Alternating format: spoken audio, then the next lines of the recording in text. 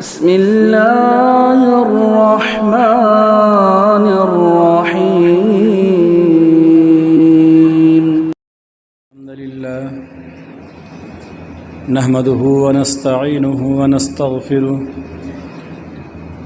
ونعوذ بالله من شرور أنفسنا ومن سيئات أعمالنا. من يهده الله فلا مضل له ومن يضلل فلا هادي له.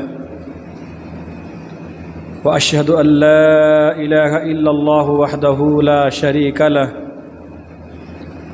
وأشهد أن محمدًا عبده ورسوله.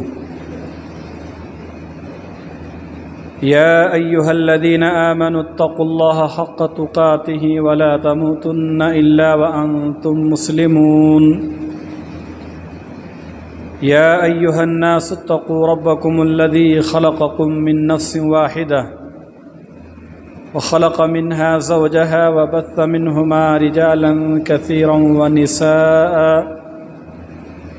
واتقوا الله الذي تساءلون به والأرحام إن الله كان عليكم رقيبا. يا أيها الذين آمنوا اتقوا الله وقولوا قولا سديدا يصلح لكم أعمالكم ويغفر لكم ذنوبكم ومن يطع الله ورسوله فقد فاز فوزا عظيما.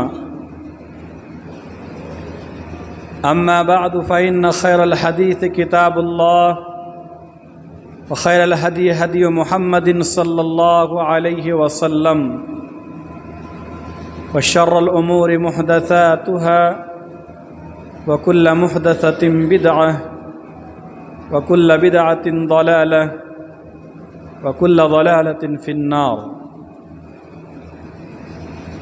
فقد قال الله تبارك وتعالى في القرآن المجيد: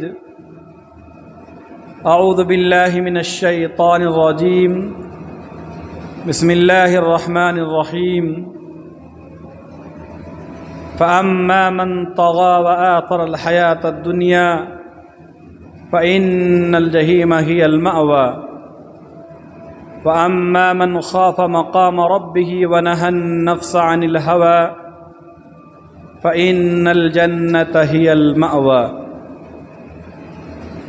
وعن أبي هريرة رضي الله تعالى عنه قال قال رسول الله صلى الله عليه وسلم: لا يلج النار رجل بكى من خشية الله حتى يعود اللبن في الزرع. رواہ الترمذی. محامد و محاسن، بزرگی و بڑائی وہ ذات مبارکہ مطہرہ کے لیے ہے جو ہمارا خالق و مالک ہے، رازق اور پالنہار ہے. اور درود و سلام آمنہ کے لال، پیکر و حسن و جمال، صاحب شرف و کمال، نبی بے مثال جناب محمد الرسول اللہ صلی اللہ علیہ وسلم پر. محترم حضرات اور پردہ نشین خواتین اسلام،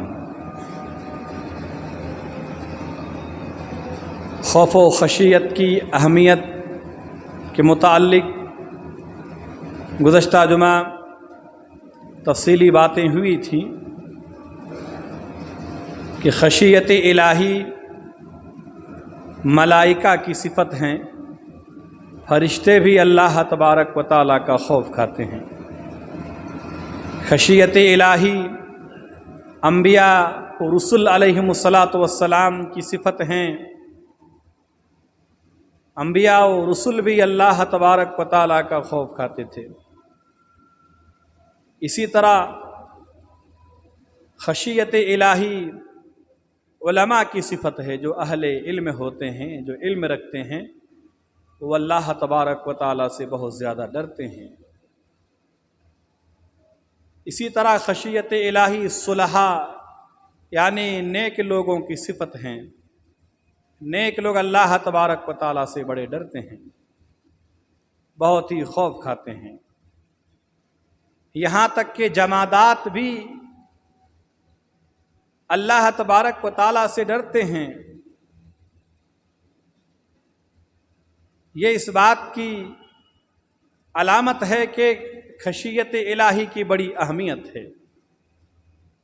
لہذا ہمیں بھی اللہ تبارک و تعالیٰ سے ڈرنا چاہیے، اپنے اندر خشیت الہی پیدا کرنا چاہیے۔ اگر ہمارے اندر خشیت الہی پیدا ہو جائے، خوف خدا سے ہمارے بھی جسم کانپنے لگے، اللہ تبارک و تعالیٰ سے ڈر کر اگر ہمارے بھی جسم کے رونگٹے کھڑے ہونے لگے، اور پھر خشیت الہی سے آنسو اگر آنکھوں سے بہنے لگے، تو اس کے بڑے فوائد ہیں۔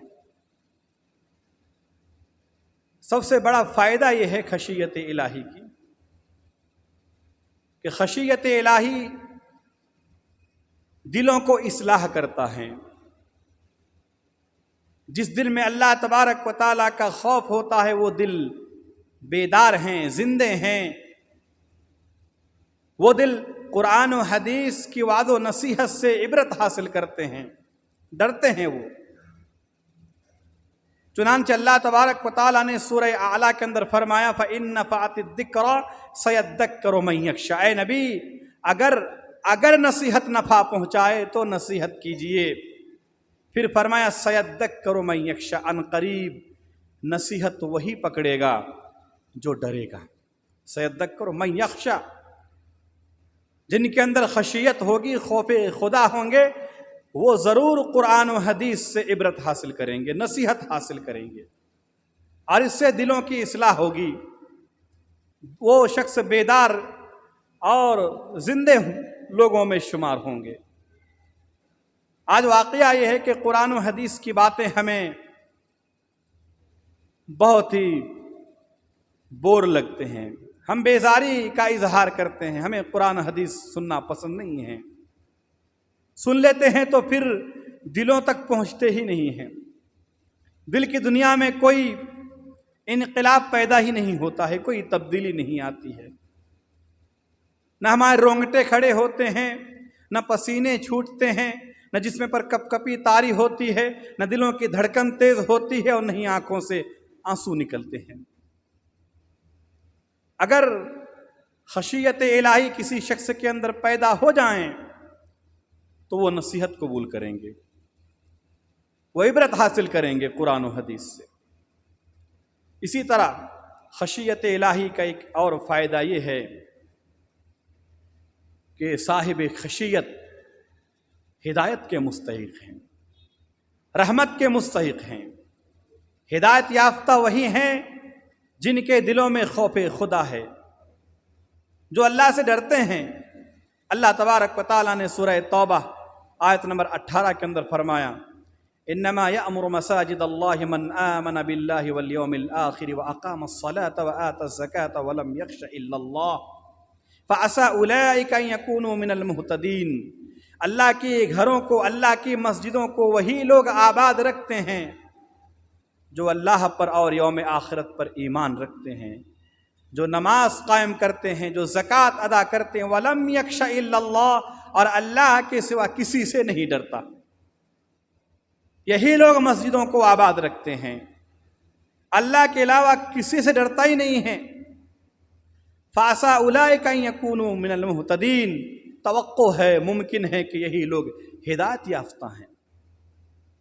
ہدایت یافتہ وہی لوگ ہیں جو اللہ سے ڈرتے ہیں، اور ایسا ڈر کہ اللہ کے سوا کسی سے نہیں ڈرتا۔ وَلَمْ يَخْشَ إِلَّا اللَّهِ، نہیں ڈرتا ہے مگر اللہ سے، یعنی اللہ ہی سے ڈرتا ہے، اللہ کے سوا کسی سے نہیں ڈرتے۔ اگر کوئی شخص صرف اور صرف اللہ سے ڈرے تو پھر اسے کسی بھی چیز کا ڈر نہیں ہوتا ہے، کسی سے پھر وہ خوف نہیں کھاتا ہے۔ اور اگر کوئی اللہ سے نہیں ڈرتا ہے تو پھر وہ کیڑے مکوڑوں تک سے ڈرتا ہے، وہ رات کے اندھیروں سے ڈرتا ہے، وہ رات کی سناٹوں سے ڈرتا ہے، وہ قبرستان سے گزرنے سے ڈرتا ہے، وہ جنات سے ڈرتا ہے، شیاطین سے ڈرتا ہے، بھوت پریت سے ڈرتا ہے۔ یہ ڈر اس لیے پیدا ہوا کہ ولم یخشى الا اللہ، یہ صفت ہے ہی نہیں ان کے اندر۔ اللہ تبارک و تعالیٰ کی ذات کو نہ دیکھ کر تمام دیکھنے والی ذاتوں سے زیادہ ڈرنا، یہی خشیت الہی ہے۔ اگر کسی کے اندر یہ صفت پیدا ہو جائیں، اللہ فرماتا ہے یہ لوگ ہدایت یافتہ ہیں۔ اور یہ بہت بڑی چیز ہے، ہدایت بہت بڑی دولت ہے۔ ہر کسی کو ہدایت نہیں ملتی، ہدایت بن مانگے ملتی بھی نہیں ہے، بارہا مانگنا پڑتا ہے اللہ سے، اللہ ہدایت دے۔ ہمارے نبی جناب محمد رسول اللہ صلی اللہ علیہ وسلم دعا کرتے تھے کثرت سے، اللہم انی اسألک الہدی، اے اللہ مجھے ہدایت دے۔ کتنے لوگ گمراہ ہو گئے، آج بھی گمراہی کی طرف لوگ چل رہے ہیں۔ یہ بہت بڑی دولت ہے ہدایت، یہ اسی کو نصیب ہوگا جس کا دل خشیت الہی سے بالکل معمور ہو۔ خشیت الہی کا تیسرا فائدہ یہ ہے کہ رضائے الہی کا حصول خشیت الہی ہے۔ رضائے الہی کا حصول خشیت الہی ہے۔ اگر آپ اللہ کی رضامندی چاہتے ہیں، آپ چاہتے ہیں کہ اللہ ہم سے راضی ہوں، اللہ ہم سے خوش ہوں، تو پھر ہمیں اپنے دلوں میں خشیت پیدا کرنی ہوں گی، اللہ کا ڈر خوف پیدا کرنا ہوگا۔ اللہ فرماتا ہے سورہ بینہ کی آخری آیت، رضی اللہ عنہم ورضوا عنہ ذالک لمن خشی ربہ، اللہ اس سے راضی ہوا، وہ اس سے راضی ہوئے، یہ اس کے لیے ہے لمن خشی ربہ، جو اپنے رب سے ڈرتا ہے، خوف کھاتا ہے، جن کے اندر خشیت الہی ہے، ایسے لوگوں سے اللہ راضی ہے، اللہ خوش ہیں۔ اسی طرح خشیت الہی کا ایک چوتھا فائدہ یہ ہے کہ جس معاشرے کے لوگ اللہ سے ڈریں گے، اللہ تبارک و تعالی وہاں کی ظالم لوگوں کو ہلاک و برباد کر دے گا، غارت کر دے گا۔ اور ایسے خشیت الہی سے ڈرنے، یعنی جن کے اندر اللہ کا ڈر ہے، جن کے اندر خشیت الہی جیسی صفت ہیں، انہیں اللہ تبارک و تعالی حکومت و سلطنت عطا کرے گا، زمین میں مضبوطی کے ساتھ مستحکم کر کے جمع دے گا۔ اللہ فرماتا ہے سورہ ابراہیم آیت نمبر 13 اور 14 کے اندر کہ وَقَالَ الَّذِينَ كَفَرُوا لِرُسُلِهِمْ لَنُخْرِجَنَّكُمْ مِنْ أَرْضِنَا أَوْ لَتَعُودُنَّ فِي مِلَّتِنَا، کافروں نے اپنے رسولوں سے کہا ہم تمہیں ملک بدر کر دیں گے، ہم تمہیں جلا وطن کر دیں گے، ہم تمہیں اپنی بستی سے نکال دیں گے، یا تم ہماری مذہب میں پھر واپس لوٹ آؤ۔ بستی سے نکلنا چاہتے ہو یا ہماری مذہب میں واپس لوٹنا چاہتے ہو؟ یہ دھمکی دی، جس طرح آج سے کچھ سال پہلے ہمیں دھمکیاں دی گئی تھی، آپ کو یاد ہوا ہوگا۔ لوگ بڑے فکر مند تھے کہ نہ جانے ہمیں کہاں نکال کر دھکا دے کر باہر نکال دیا جائے گا، لیکن آج بھی الحمدللہ ہم یہی ہیں اور یہی رہیں گے انشاءاللہ۔ اللہ تبارک و تعالیٰ فرماتا ہے یہ آج کی بات نہیں، یہ NRC وغیرہ یہ پہلے زمانے سے چلا آ رہا ہے۔ نبیوں تک کو دھمکی دی تھی کہ اے نبیوں، ہم تمہیں جلا وطن کر دیں گے، ملک بدر کر دیں گے، ہماری بستی سے نکال دیں گے، او لتعودن فی ملتنا، یا تم ہمارے مذہب میں واپس لوٹے، گھر واپسی کرو۔ کمزور ایمان والے ڈر کے مارے فوراً اپنا مذہب بدل لیتا ہے، حالانکہ دراصل یہ لوگ مومن ہے ہی نہیں۔ مومن تو وہ ہیں جنہیں دھمکیاں دی جائے تو ان کا ایمان اور مضبوط ہو جائیں۔ اللہ نے فرمایا فَأَوْحَىٰ إِلَيْهِمْ رَبُّهُمْ لَنُهْلِكَنَّ الظَّالِمِينَ، ہم نے رسولوں کی طرف وہی بھیجی، ان کے رب نے ان کی طرف وہی بھیجا کہ لَنُهْلِكَنَّ الظَّالِمِينَ، ہم ضرور ظالموں کو ہی ہلاک کر دیں گے، برباد کر دیں گے، غارت کر دیں گے، تمہیں ڈرنے کی ضرورت نہیں ہے۔ آگے فرمایا وَلَنُسْكِنَنَّكُمُ الْأَرْضَ مِنْ بَعْدِهِمْ، اور ان ظالموں کے بعد تمہیں زمین کا خلیفہ بنائیں گے، تمہیں زمین کی حاکم بنائیں گے، زمین کی حکومت کی باغ ڈور تمہارے ہاتھ میں ہوگی۔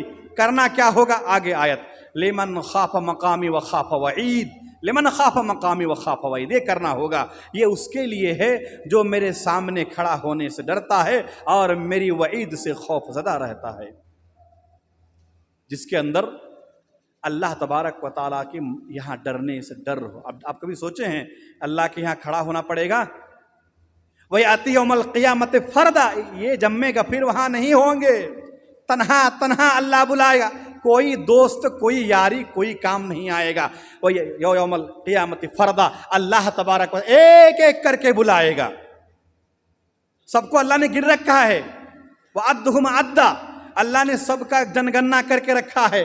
کتنے لوگ آئے تھے، ابھی فی الحال کتنے ہیں، اور قیامت کی صبح تک کتنے انسان اور جتنی بھی مخلوقات کتنے آئیں گے، سب اللہ تبارک و تعالیٰ نے گن کے رکھا ہے. ایک بھی غائب نہیں ہوگا. آپ ہی نہ سمجھو میں کہیں چھپ جاؤں گا، اللہ تنہا بلائے گا. اللہ تبارک و تعالیٰ کے یہاں کھڑا ہونا کیا سمجھتے ہیں آپ؟ بڑا آسان ہے. ڈر جس کے اندر یہ پیدا ہو جائے کہ مجھے اپنے رب کے یہاں کھڑا ہونا ہوگا، اور اس کی وعید سے خوفزدہ رہتا ہے. اللہ فرماتا ہے جس کے اندر یہ صفت پیدا ہو جائے کہ جو اللہ تبارک و تعالیٰ سے ڈرے گا، اللہ تبارک و تعالیٰ انہیں زمین میں حکومت و سلطنت عطا کرے گا. پانچواں فائدہ یہ ہے کہ خشیت الہی سے جنت کا راستہ کھلتا ہے. جنت میں جانے کا سبب ایک خشیت الہی بھی ہے. اللہ فرماتا ہے کہ وَأَمَّا مَنْ خَافَ مَقَامَ رَبِّهِ وَنَهَى النَّفْسَ عَنِ الْهَوَىٰ فَإِنَّ الْجَنَّةَ هِيَ الْمَأْوَىٰ، جو شخص اپنے رب کے سامنے کھڑے ہونے سے ڈرا اور اپنے خواہشات کی نافرمانی کی، رکاوٹ کی، اپنی خواہشات کو روکا، فَإِنَّ الْجَنَّةَ هِيَ الْمَأْوَىٰ، اس کا ٹھکانہ جنت ہے. سورہ رحمان کے اندر فرمایا وَلِمَنْ خَافَ مَقَامَ رَبِّهِ جَنَّتَانِ، جو اپنے رب کے سامنے کھڑے ہونے سے ڈرا اس کے لیے دو جنتیں ہیں. یہ آفر ہے، ایک نہیں دو جنتیں ملیں گی. یعنی جنت کی جتنی بھی چیزیں آپ کو نصیب ہوں گی سب ڈبل ملے گا، دو ملیں گی. یہ خشیت الہی کے یہ فوائد ہیں کہ خشیت الہی سے دل بیدار رہتا ہے. خشیت الہی ہدایت یافتہ لوگوں میں خوف خدا اور خشیت الہی سے جن کے دل بالکل معمور ہوتے ہیں وہ ہدایت کے مستحق ہیں. ردائے الہی کا سبب خشیت الہی ہے، اور جنت کے سبب خشیت الہی ہے. دنیاوی فائدہ بھی یہ ہے کہ ظالموں کو اللہ ہلاک کرے گا. ان کی زمین پر ان کے بعد اللہ تبارک و تعالی تمہیں جانشین بنائے گا. آج ہماری زمین خطرے میں ہے اس وجہ سے کہ ہمیں اللہ کا ڈر نہیں، اللہ کا خوف ہے. اگر یہ خشیت الہی پیدا ہو جائیں تو اس کی یہ ثمرات، اس کے یہ فوائد ہیں. میرے بھائیوں، خشیت سے آپ کیا سمجھتے ہیں؟ کیا مراد ہے خشیت؟ ڈر. اللہ ڈرنے کو کہہ رہا ہے، اللہ سے ڈرو. امام راغب رحمہ اللہ لکھتے ہیں خشیت کی تعریف کرتے ہوئے کہ الخشیت خوف یشوبہ، کہ اللہ تعظیم، کہ خشیت اس ڈر کو کہتے ہیں جس سے تعظیم ملی ہوئی ہو. یعنی صرف ڈر ہی نہیں بلکہ عقیدت سے بھرا ڈر، فرط محبت میں بے ساختہ دل سے نکلنے والی آہ، یہ ہے خشیت. آپ اللہ سے ڈرو گے، کیسے ڈرو گے؟ آپ تو دیکھتے ہی نہیں اللہ کو. اللہ تبارک و تعالیٰ کی کبریائی، اللہ تبارک و تعالیٰ کی بڑائی بیان کرو، اللہ تبارک و تعالیٰ کی مخلوقات پر غور و فکر کرو، اللہ کے اسماء و صفات پر غور و فکر کرو، اللہ کی وحدانیت، اللہ کی الوہیت پر غور و فکر کرو. اپنے آپ آنسو نکلیں گے آنکھوں سے. خشیت الہی کا مرکز دل ہے، یہ قلب ہے. جب دل میں خشیت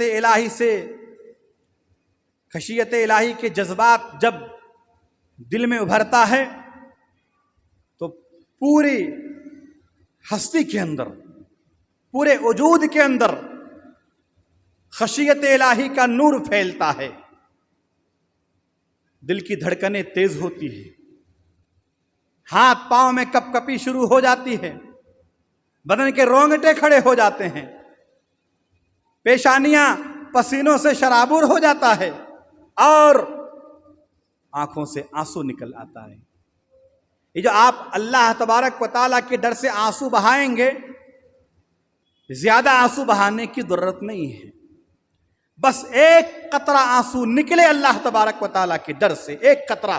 حدیث میں اللہ کے نبی نے فرمایا کہ مثل رأس الذباب من خشیت اللہ، مکھی کے سر کے برابر اگر اللہ کے ڈر سے کسی کے آنکھ سے آنسو نکلا، اس پر جنت، اس پر جہنم حرام۔ کتنا آنسو؟ ایک قطرہ۔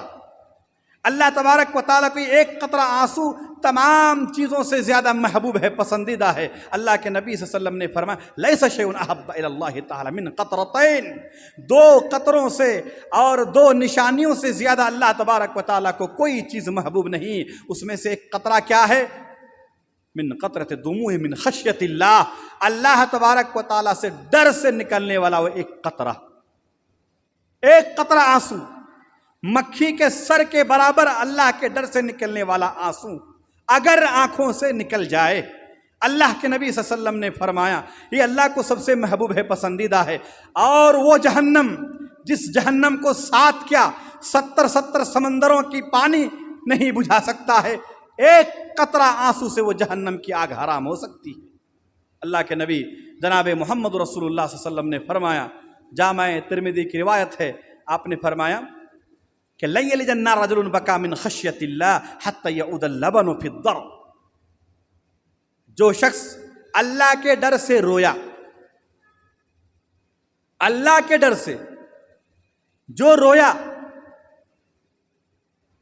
وہ جہنم میں ہرگز داخل نہیں ہوگا، یہاں تک کہ دودھ دوہنے کے بعد پھر دوبارہ تھنوں میں واپس لے جانا مشکل ہے، ناممکن ہے۔ گائے اور بھینس، اونٹنی، بکریوں کی دودھ اگر تھنوں سے نکالنے کے بعد کون پھر اس دودھ کو دوبارہ تھن میں واپس کر سکتا ہے؟ جس طرح ناممکن ہے کہ دویا ہوا دودھ پھر تھنوں میں واپس چلا جائے، اسی طرح ناممکن ہے کہ اللہ تبارک و تعالیٰ سے ڈرنے والا بندہ جہنم میں چلا جائے۔ اللہ تبارک و تعالیٰ سے رونے والا، اللہ کے ڈر سے رونے والا آدمی جہنم میں نہیں جا سکتا، ناممکن ہے۔ اگر آپ دنیا میں اللہ کے ڈر سے آنسو بہا رہے ہیں، آپ لاسٹ کب آنسو بہائے تھے اللہ کے ڈر سے؟ یاد ہے؟ آنسو نکل رہا ہے آنکھوں سے، دوسرے معاملے میں تو بڑے آنسو نکلتے ہیں، ڈر پیدا ہوتا ہے، گھبراہٹ شروع ہو جاتی ہے، لیکن اللہ کے ڈر سے یہ صفت پیدا ہو رہی ہے۔ آپ یاد کرو کہ آپ نے کب آنسو بہایا اللہ کے ڈر سے؟ کب آنسو نکل رہا ہے اللہ کے ڈر سے؟ اگر یہاں آنسو نہیں نکل رہا ہے، بدنصیب ہو اور کل جہنم میں اتنا آنسو بہانا پڑے گا۔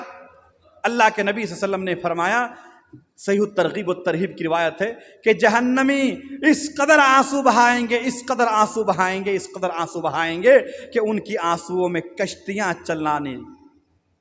بھی چلنے لگیں گے۔ اتنے آنسو جہنمی بہائیں گے، اگر آنسو، پانی کا آنسو ختم ہو جائیں گے، جہنمی خون کے آنسو بہائیں گے۔ اسی لیے ضروری ہے کہ ہم اپنے دلوں کے اندر اللہ کا ڈر پیدا کریں اور اللہ کے ڈر سے روئیں، آنسو بہائیں۔ ایک قطرہ آنسو اگر اللہ تبارک و تعالیٰ کے ڈر سے نکل جائے، آپ کو فلاح و بہبودی کی خوشخبری اللہ کے نبی نے دی ہے۔ جہنم آپ پہ حرام ہو سکتی ہے، لیکن شرط ہے کہ وہ آنسو محض اللہ کے ڈر سے ہو، ریاکاری دکھاوے کے لیے نہیں۔ اسی لیے اللہ کے نبی نے فرمایا کہ 7 طرح کے لوگوں کو اللہ تبارک و تعالیٰ اپنے سائے میں جگہ دیں گے۔ ان میں سے 7واں آدمی کے بارے میں فرمایا، وَرَجُلٌ ذَكَرَ اللَّهَ خَالِيًا فَفَاضَتْ عَيْنَاهُ، وہ آدمی جس نے خلوت میں، تنہائی میں اللہ تبارک و تعالیٰ کو یاد کیا اور ان کی آنکھیں بہہ نکلی۔ تنہائی میں ہمارے پیارے نبی جناب محمد رسول اللہ صلی اللہ علیہ وسلم آنسو بہایا کرتے تھے۔ آپ روتے تھے جب نماز پڑھتے تو نماز میں صحابہ کرام کہتے ہم آپ کی سینوں سے اس طرح رونے کی آواز سنتے جس طرح ہانڈی میں پانی ابلتا ہے، اس طرح ہمارے نبی روتے تھے۔ رات کو جب پوری دنیا سو جاتی تھی نبی بیدار ہوئے اور اپنی امت کی فکر میں روئے، اللہم امتی امتی رونے لگے، اللہ میری امت کا کیا ہوگا۔ اللہ کے نبی صلی اللہ علیہ وسلم نماز کی حالت میں روتے تھے، جب بھی آندھی طوفان آیا پریشان ہو گئے، ڈر سے خوف سے اللہ تبارک و تعالیٰ سے۔ صحابہ کرام رضی اللہ تعالیٰ عنہم کے اندر خشیت الہی کوٹ کوٹ کے بھرا ہوا تھا، اور کیوں نہ ہو، کیونکہ انہیں معلم انسانی جناب محمد رسول اللہ صلی اللہ علیہ وسلم نے تعلیم دی تھی۔ ابوبکر صدیق رضی اللہ تعالیٰ عنہ کو رقیق القلب انسان کہا جاتا تھا، نماز پڑھاتے رونے لگتے، بہت ہی نازک دل والا۔ حضرت عمر فاروق روتے تھے، حضرت عثمان غنی رضی اللہ تعالیٰ عنہ روتے تھے، علی رضی اللہ تعالیٰ عنہ رویا کرتے تھے، صحابہ کرام رضی اللہ تعالیٰ عنہ روتے تھے، اللہ کے ڈر سے روتے تھے۔ وہ سلف صالح رحمہم اللہ اللہ تبارک و تعالیٰ سے ڈرتے تھے، نماز پڑھتے تو ان کی کیفیت ہی الگ ہوتی تھی۔ امام سعید ابن مسیب رحمہ اللہ نے ایک آدمی کو دیکھا کہ وہ نماز کی حالت میں اپنے داڑھی سنوار رہا ہے، داڑھی پہ ہاتھ لگا رہا ہے۔ عموماً لوگوں کی عادت ہوتی ہے نماز پڑھتے پڑھتے داڑھیاں ایسا کر رہا ہے۔ امام سعید ابن مسیب رحمہ اللہ نے کہا کہ اگر اس کے دل میں ڈر ہوتا تو اس کا ڈر اس کے پورے وجود میں ظاہر ہوتا، اس کے اندر ڈر ہی نہیں ہے، یہ نماز پڑھ رہا ہے داڑھیوں کو سنوار رہا ہے۔ سلف کی نماز کی عجیب کیفیت ہوا کرتی تھی، حج کی عجیب کیفیت ہوا کرتی تھی، وہ ہمیشہ اللہ تبارک و تعالیٰ سے ڈرتے تھے، خشیت الہی سے ان کا دل بالکل معمور تھا، وہ اللہ تبارک و تعالیٰ سے بہت ڈرا کرتے تھے۔ آخری بات کہہ کے اپنی بات ختم کروں گا۔ ایک نام بہت مشہور ہیں زین العابدین رحمہ اللہ، جنہیں میدان کربلا میں صرف ایک ہی شخص بچا تھا، حضرت حسین رضی اللہ عنہ خاندان سے، باقی تمام لوگوں کو شہید کر دیا گیا تھا۔ ان کا نام زین العابدین نہیں تھا، اصل میں ان کا نام پڑا تھا، لوگوں نے نام دیا تھا ان کو زین العابدین، ان کا اصل نام تھا علی بن حسین۔ امام مالک رحمہ اللہ کہتے ہیں کہ سمیہ زین العابدین من کثرت عبادتی ہی، ان کا نام زین العابدین ان کی کثرت عبادت کی وجہ سے رکھا گیا۔ زین العابدین یعنی عبادتوں کی زینت، عجیب کیفیت ہوتی تھی ان کی، اللہ تبارک و تعالیٰ سے بہت ہی ڈرتے تھے یہ۔ جب یہ وضو کرتے تو ان کی چہرے کی رنگت ہی بدل جاتے، چہرے زرد پڑ جاتے۔ لوگوں نے کہا اتنے کیوں سہم جاتے ہو، وضو کرتے کرتے اتنے کیوں ڈر جاتے ہو؟ کہتے اتدرون من اريد ان يقوم، کیا تمہیں نہیں معلوم میں ابھی کس ذات کے سامنے کھڑا ہونے والا ہوں؟ ابھی میں اللہ تبارک و تعالیٰ کی ذات کے سامنے کھڑا ہونے والا ہوں، جو پوری کائنات کی تدبیر کرتا ہے، اس کے سامنے کھڑا میں ہونے والا ہوں، اور وضو کرتے وقت میرے چہرے کی رنگت نہ بدلے۔ جب نماز پڑھنا شروع کرتے، اب آپ اندازہ لگائیے کہ ایسے وضو کہ جو کامل توجہ اور خشیت الہی سے کیا جائے، ایسے وضو سے کی جانے والی سجدہ کا مقام کیا ہوگا؟ ایسے وضو سے کی جانے والی رکوع، قیام اور دیگر نمازوں کی جو ارکان ہیں، ان کی ایمانی کیفیت کیا ہوتی ہوگی؟ جن کی وضو کی یہ حالت ہے کہ خشیت الہی سے ڈرا جا رہا ہے، وضو کرتے کرتے چہرے کی رنگت بدلتا جا رہا ہے، تو ان کے رکوع، سجدہ، قیام، تشہد کی ایمانی کیفیت کیا ہوگی؟ ایک مرتبہ حج کرنے کے لیے احرام باندھ کر لبیک کہنے لگے، لبیک کہتے کہتے رونے لگے، لبیک کہنے کی سکت نہ رہی، اور روتے روتے کہنے لگے مجھے ڈر ہے کہ کہیں رب سبحانہ و تعالیٰ میری لبیک پر لا لبیک نہ کہہ دے کہ جا میں نے تیری حاضری قبول نہیں کی۔ پھر ڈرتے ڈرتے انہوں نے حج ادا کیا۔ یہ ان کی حج کی کیفیت تھی۔ آج کل کے آدمی نے حج آپ کو معلوم ہے، پہلی بات دعوتوں پہ دعوتیں، پھولوں کا ہار، تمام لوگوں کو معلوم ہے کہ بندہ حج کو جانے والا ہے۔ کس صحابی کو صحابہ کرام نے پھول کا ہار پہنائے؟ ریلوے اسٹیشن پر نعرہ تک آواز بلند کر رہا ہے کہ یہ حج اور زین العابدین کے حج میں کتنا فرق ہے؟ کبھی آپ ڈرے کہ ایک لمبا چوڑا خرچ ہے، کتنے ہیں پیسے والے، اب تک نہیں کیا ہے حج، توفیق نہیں میں، آپ اللہ کے مہمان ہو، اللہ نے آپ کو بلایا ہے، آپ کو موقع دیا، تو آپ کی حج کی کیفیت کیا ہونی تھی؟ سلف جیسے ہونی تھی، زین العابدین رحمہ اللہ جیسے ہونی تھی۔ آپ نے کبھی سوچا لبیک اللہم لبیک لبیک لا شریک لک لبیک ان الحمد والنعمت لک والملک لا شریک لک، جو آپ یہ تلبیہ پکارتے ہو تو آپ کی تلبیہ پکارنے کے ساتھ ساتھ روئے زمین کی تمام چیزیں تلبیہ پکارتے ہیں۔ آپ کے اگر اسی حالت میں وفات ہو جائے تو آپ میدان محشر میں تلبیہ پکارتے پکارتے آپ اٹھیں گے۔ احرام کی حالت میں اگر آپ کی وفات ہو جائے انہیں کپڑوں میں آپ کو دفنایا جائے گا۔ آپ اللہ کے مہمان ہو تو پھر خشیت الہی پیدا کرو، ریاکاری نہیں۔ ہر عبادت میں، چاہے وہ حج ہو، روزہ ہو، نماز ہو، صدقہ و خیرات ہو، کوئی بھی چیز ہو، وہ صرف اور صرف آپ اللہ کے لیے کیجئے، ریاکاری کے لیے نہیں۔ اللہ کے نبی صلی اللہ علیہ وسلم، سنن ابن ماجہ کی صحیح روایت ہے، حضرت انس کہتے ہیں کہ آپ نے اتنے پرانے کپڑے میں حج کیا کہ جس کی قیمت 4 دینار بھی نہیں تھی، اتنی کم قیمت میں۔ اور اللہ کے نبی صلی اللہ علیہ وسلم دعا کرتے تھے کہ اللہ میرے اس حج کو ریاکاری، نمود و نمائش کا ذریعہ نہ بنانا۔ اللہ کے نبی دعا کی، آپ بھی دعا کرو کہ اللہ میرے حج کو حج مبرور بنا، میرے اندر تیرا ڈر پیدا ہو جائے، خشیت الہی پیدا ہو جائے۔ تو یہ امام زین العابدین رحمہ اللہ تھے کہ ان کے اندر اتنا ڈر تھا، اتنا خوف تھا۔ میرے بھائیوں، ضرورت اس بات کی ہے کہ آپ اپنے اندر خشیت الہی پیدا کریں۔ کیسے پیدا کریں گے؟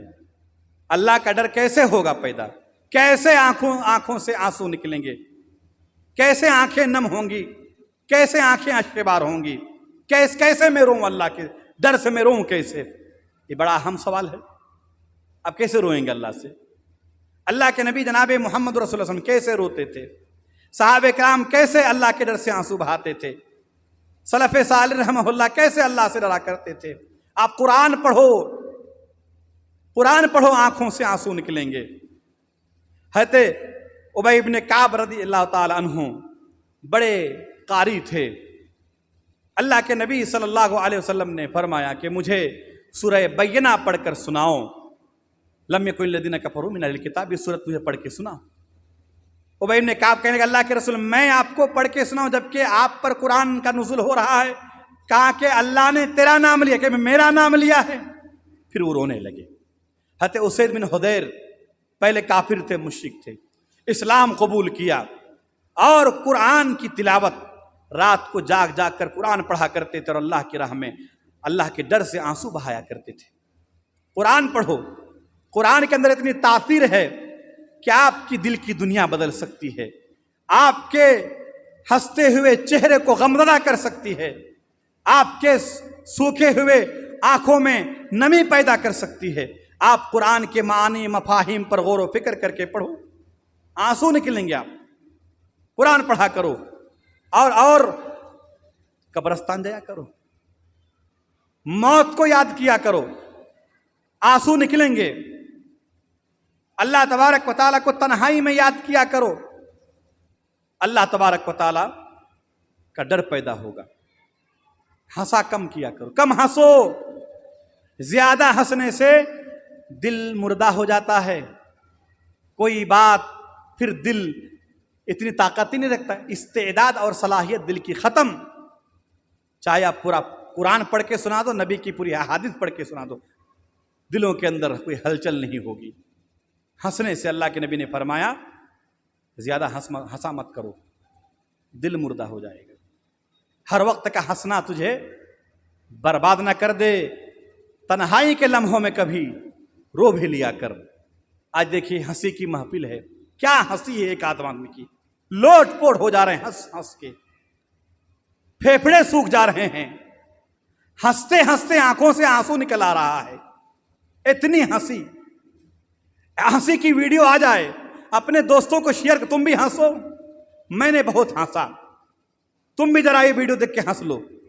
ہنسانے والے دنیا میں بہت ملیں گے، بہت ہنسانے والے ہیں، بہت، اور یہ ہنسنے کے فائدے بتاتے ہیں، لیکن ایک واحد ہمارے نبی جناب محمد رسول اللہ صلی اللہ علیہ وسلم ہیں جو ہنسنے کے نقصان بتا رہے ہیں کہ ہنسنے سے فائدہ کچھ نہیں ہوگا، بڑا نقصان ہوگا، دل مردہ ہو جائے گا۔ آنکھوں سے آنسو نہ نکلنا یہ دل کی سختی کی وجہ سے ہے، دل کی سختی گناہوں کی کثرت کی وجہ سے ہے، گناہوں کی کثرت موت کو بھولنے کی وجہ سے ہے، موت سے غفلت لمبی امیدوں کی وجہ سے ہے، لمبی امیدیں دنیا سے محبت کی وجہ سے ہے۔ پتہ یہ چلا کہ دنیا کی محبت ہر گناہ کی جڑ ہے، اس سے دل مردہ ہوگا، لمبی امیدیں بڑھے گی، موت کو یاد نہیں کرو گے، ڈر اللہ کا پیدا نہیں ہوگا۔ اسی لیے اللہ کے نبی نے فرمایا زیادہ ہنسو مت، زیادہ ہنسنے سے دل مردہ ہو جاتا ہے۔ اس کے برعکس تنہائی میں اللہ کو یاد کیا کرو، راتوں کو اٹھو، تہجد گزاری کرو، اللہ کو یاد کر کے اللہ کے ڈر سے آنسو بہاؤ۔ ایک قطرہ آنسو اگر اللہ کی ڈر سے نکل گیا، اللہ کے نبی جناب محمد صلی اللہ علیہ وسلم نے خوشخبری سنائی، جہنم اس پر حرام، وہ جہنم میں نہیں جائے گا۔ اللہ تبارک و تعالیٰ سے دعا گو ہوں الہ العالمین تو ہمیں نیک اعمال کرنے کے توفیق عطا فرما۔ پروردگار عالم تو ہمارے دلوں میں خوف خدا اور خشیت الہی پیدا فرما۔